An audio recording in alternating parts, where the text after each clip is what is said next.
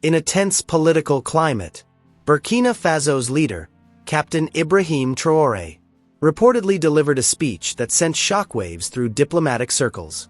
Not about war, not about sanctions, not about military alliances, but about something darker: the Epstein files.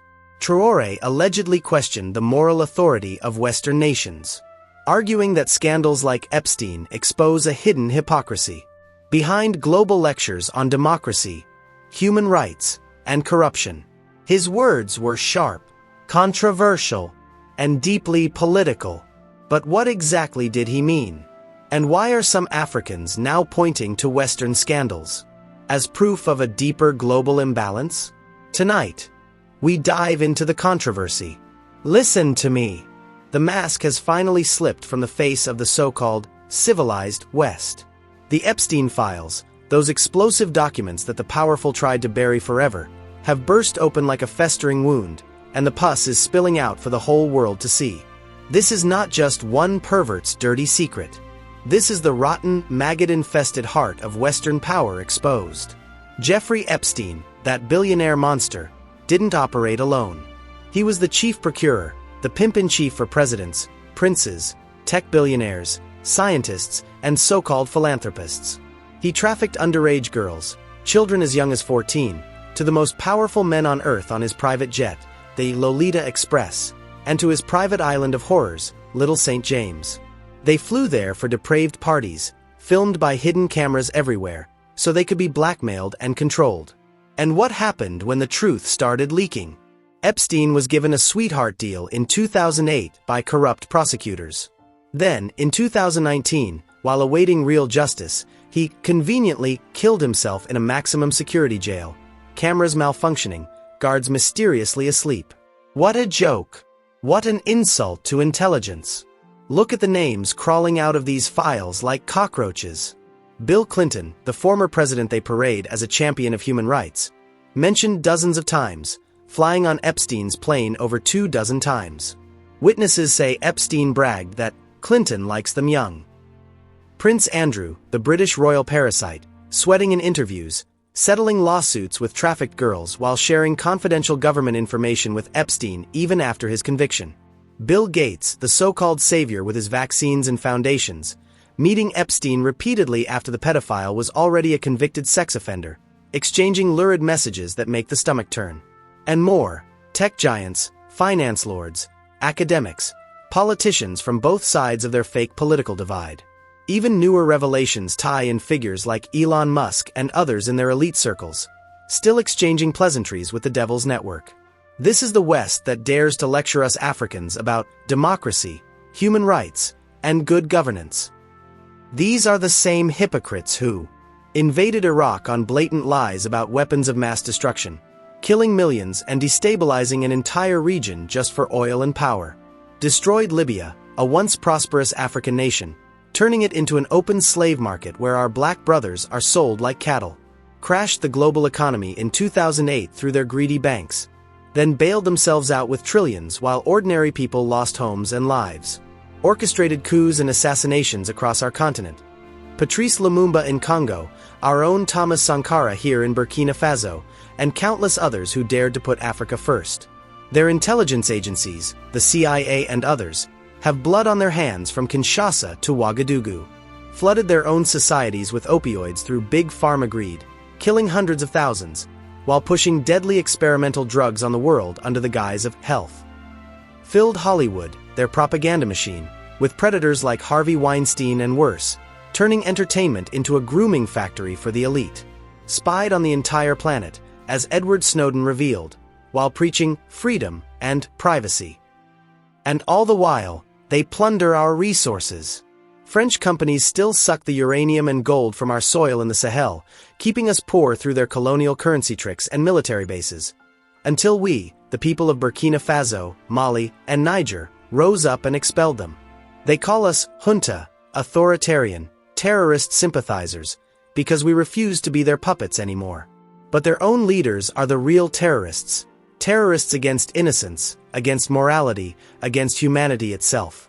Now let us delve deeper into this Epstein sewer. because the files reveal far more than names on a list. This was a sophisticated operation. Little St. James wasn't a vacation home. It was a blackmail factory, wired for surveillance, designed to compromise the powerful so they could be controlled forever. Ghislaine Maxwell, daughter of a man long rumored to have deep intelligence ties, helped recruit and traffic these girls. The flight logs, the depositions, the sealed documents now unsealed, they show elites from politics, business, science, and royalty jetting in and out, even after Epstein's first conviction. Alan Dershowitz, Ehud Barak, Les Wexner, the list of enablers and participants goes on. Scientists like Stephen Hawking visited the island. Politicians owed favors. Billionaires discussed philanthropy by day and indulged in the worst sins by night. The protection they received is staggering. Prosecutors went soft. Media looked the other way for years. Courts kept the client list hidden as long as possible. Why? Because this isn't one isolated ring. It's how their system really works. Compromise the powerful with sex, money, and perversion. Control them through fear of exposure. Use that control to start wars for profit, rig economies, suppress real leaders in the global south, and maintain the neocolonial order that keeps Africa on its knees. They spy, they bribe, they assassinate, they traffic children, all to stay on top. The Epstein network is the visible tip of a massive iceberg of elite depravity that stretches from Washington to London, from Silicon Valley to Wall Street.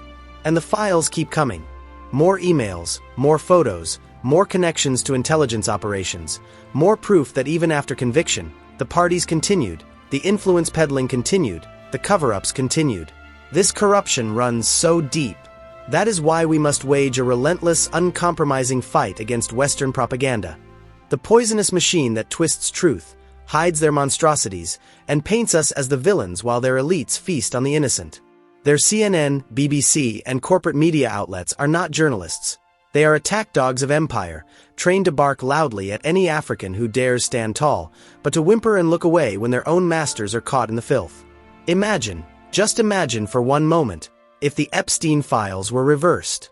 Picture it, every name in those documents, every president, prince, billionaire, and power broker was African. African heads of state, African business tycoons, African intellectuals caught trafficking our own daughters to private islands for depraved rituals. What would the West do? Oh, how they would howl. They would not call it one man's crime, or a network of individuals. No, they would scream that Africa itself is rotten to the core. A continent of pedophiles. Proof that black leadership is inherently barbaric and immoral. Their headlines would scream it 24 hours a day. Their talk shows would parade so-called experts declaring that African culture is backward, that we are unfit to govern ourselves, that our independence was a mistake. Sanctions would rain down like bombs, not just on the individuals, but on entire nations. Aid would be cut off overnight. Loans frozen. Assets seized. Travel bans imposed on all African leaders and elites. Their militaries would mobilize under the banner of humanitarian intervention, or protecting children. Regime change operations would accelerate in every capital from Bamako to Abuja. They would use it as the ultimate justification to recolonize, to reoccupy, to civilize us once again. Every single African, man, woman, and child, would be tainted by association. They would say our governments are failed states run by monsters. Our businesses untrustworthy. Our youth dangerous. They would revive every racist trope from the slave trade era. Africans are savages who cannot control their base instincts. Documentaries would flood their screens portraying our traditions as primitive enablers of abuse. NGOs would swarm like vultures, demanding international oversight of our institutions. The IMF and World Bank would impose even harsher conditions, stripping what little sovereignty we have left. And the side effects? Brothers and sisters, those wounds would not heal in a century. The psychological damage alone would be catastrophic. Our youth, already bombarded by their media, would internalize self-hatred on a scale never seen before. Why fight for Africa when even our leaders are this depraved? Generations would grow up believing the lie that we are inferior, morally bankrupt, incapable of greatness. Investors would flee for decades, calling our continent the pedophile zone, deepening poverty and forcing more migration, which they would then weaponize to call us invaders in Europe. Economically, entire industries would collapse under boycotts and blacklisting. Our resources, the gold, uranium, oil, and coltan that they crave, would be easier to steal under the pretext of ethical sourcing and anti-corruption. Political instability would explode as opposition forces, funded from abroad, use the scandal to fracture nations along ethnic lines. Trust between African states would erode, making unity impossible. Pan-African dreams would be mocked as the fantasies of barbarians. The cultural assault would be total. Our music, our films, our intellectuals dismissed as products of a sick society. Reparations talks? Forgotten. Climate justice? Ignored. Any demand for fair trade? Laughed at as the whining of child abusers. They would never let us live it down. Textbooks in their schools would reference the Great African Pedophile Scandal as eternal proof of our inferiority. Every future African achievement would be qualified, yes, but remember Epstein. Decades of aid conditionalities would be justified by it. Military bases would multiply under child protection mandates. The narrative would embed itself so deeply into global consciousness that even our own people, brainwashed by their propaganda, would begin to doubt our worth as a race and a civilization. This is the double standard we face every single day. When their Clintons, their princes, their Gateses and billionaires are exposed, it is isolated incidents, complex legal matters, or simply ignored. But if the roles were reversed, Africa would be crucified, buried, and erased from respectable society for 100 years or more. Their propaganda machine is designed precisely for this, to protect their depravity while amplifying any flaw among us to maintain the power imbalance. And that is why the fight against this propaganda is not optional. It is existential. We must build our own media, our own narratives, our own voices that roar the truth from Ouagadougou to the world. We must expose how their free press is owned by the same elites who fly to the islands of shame. We must teach our children that the West has no moral high ground. Their hands drip with the blood and tears of exploited children while they point fingers at us. The harm they would inflict if the files were ours would be calculated, systematic, and generational. They would use it to justify every future aggression, economic, military, cultural, turning one scandal into a permanent weapon against African sovereignty and dignity. Their think tanks would produce reports for decades on African moral failure. Their universities would fund studies linking our genetics or cultures to deviance. Even neutral third countries would hesitate to partner with us for fear of Western backlash. Delve even further. This propaganda does not stop at shame. It creates the conditions for perpetual exploitation. With Africa painted as irredeemably corrupt and immoral, resistance to resource theft becomes defending pedophiles. Demands for debt cancellation become entitlement from failed societies. Our military coups against puppet regimes, like the ones that liberated Burkina Faso, are framed not as acts of sovereignty, but as power grabs by unstable, immoral actors. The Epstein reversal would supercharge all of this, embedding a new layer of justified racism and interventionism that could paralyze the continent's renaissance for a century or longer. Their media would replay the names daily, associating every African face with the worst crimes imaginable. Diplomats would be shunned at global forums. Trade deals cancelled. Cultural exchanges halted. The psychological toll on the diaspora alone, Africans in Europe and America facing increased discrimination, job losses, and violence because they come from that place, would fracture families and communities worldwide. And internally, it would spark witch hunts, ethnic scapegoating, and civil conflicts as foreign agents fan the flames. The recovery, near impossible in one lifetime, let alone several. Economies rebuilt on distrust. Leadership forever suspect. The dream of a strong, united Africa deferred indefinitely. This is the asymmetric warfare of narratives they wage against us. America. Yes, I am speaking directly to you now. To Washington, to your elites in the corridors of power, to your intelligence agencies, to your presidents past and present. Why did you hide these Epstein files for so long? Why seal them, delay their release, fight in courts to keep the names and the evidence buried until the pressure became too great. What exactly are you covering up, and why does the truth terrify you so much?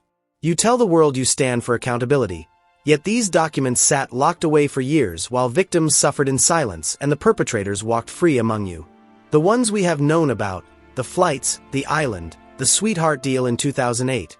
Is that really all that happened? Or is it just the sanitized tip they allowed us to see? I tell you, America, there is far more involved. Much deeper. Much darker. They hid these files because full exposure would rip the veil off the entire system of control that keeps your empire running.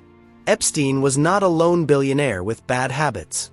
He was an asset, a tool in a sophisticated intelligence operation.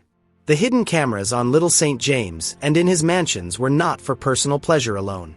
They were for compromat, blackmail material to own politicians, judges, scientists, businessmen, and foreign leaders.